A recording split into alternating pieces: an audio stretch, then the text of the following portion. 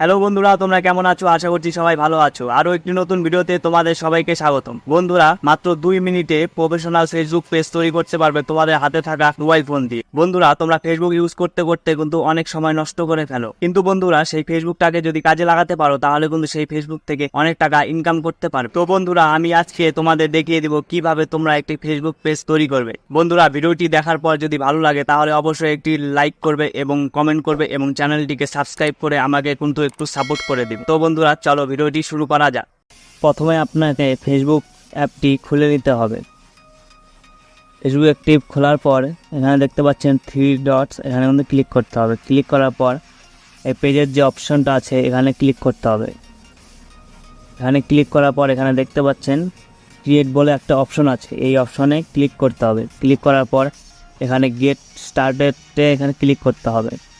Click করার পর আপনি যেই পেজের নাম দিতে চান সেই নামটা এখানে লিখতে হবে। দেওয়ার পর এখানে নেক্সট করতে হবে। নেক্সট করার পর এখানে বলছে ক্যাটাগরি, কি টপিকে আপনারা ভিডিও বানাবেন সেই টপিকটা কিন্তু এখানে দিতে হবে।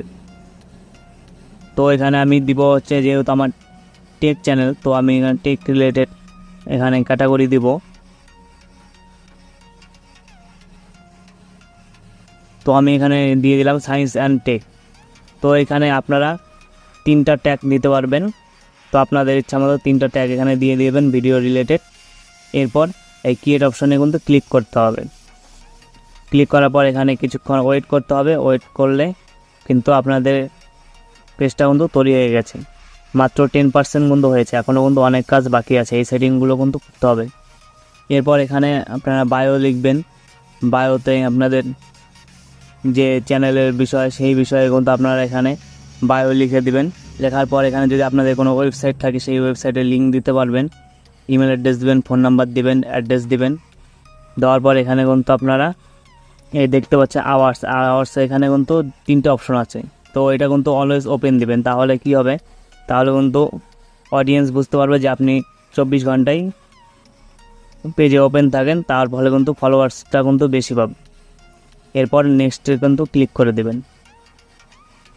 ক্লিক দেওয়ার পর এখানে দেখতে পাচ্ছেন অপশন আছে, এখানে কিন্তু আপনারা প্রোফাইল পিক আর হচ্ছে কভার পিক লাগাতে পারবেন। তো যারা ফেসবুক ইউজ করে তারা অবশ্যই পারবেন এটা। তো এরপর এডিট অ্যাকশন বাটন যে দেখতে পাচ্ছেন এখানে কিন্তু ক্লিক করবেন। ক্লিক করার পর এখানে দেখতে পাচ্ছেন কাস্টমাইজ ইওর অ্যাকশন বাটন।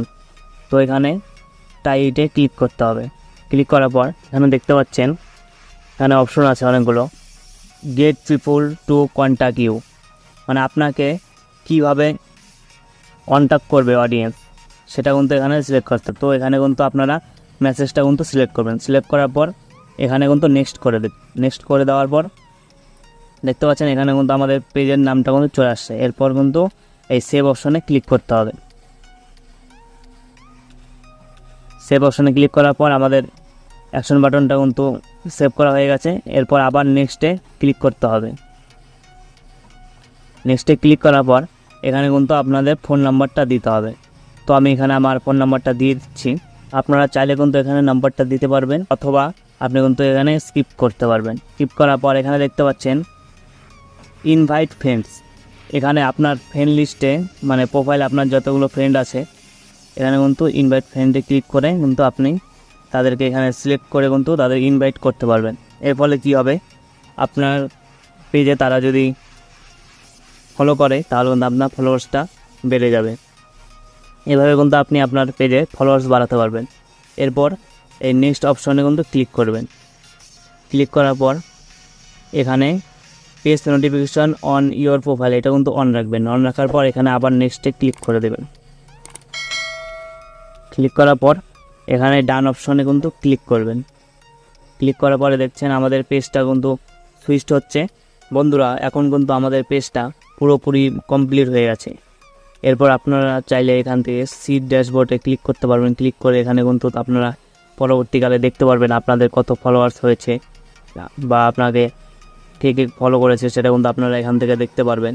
এরপর ধরুন আপনি দেখবেন যে আপনার অডিয়েন্সের সামনে আপনার ফেসবুক পেজটা কেমন শো করবে, সেজন্য কী করবেন, এই 3 ডটসে ক্লিক করবেন। ক্লিক করার পর এখানে দেখতে পাচ্ছেন ভিউ এস বলে একটা অপশন আছে, এই অপশনে কিন্তু আপনি ক্লিক করবেন। ক্লিক করলে দেখতে পাচ্ছেন এরকম কিন্তু ইন্টারফেস আপনার সামনে চলে আসবে। আপনার কিন্তু অডিয়েন্সের সামনে কিন্তু আপনার পেজটা এরকম শো করবে। ফাইনালি আমাদের পেজটা কমপ্লিট হয়ে গেছে। এখন কিন্তু এখানে ভিডিও আপলোড করার জন্য পুরোপুরিভাবে আমাদের পেজটা কিন্তু রেডি।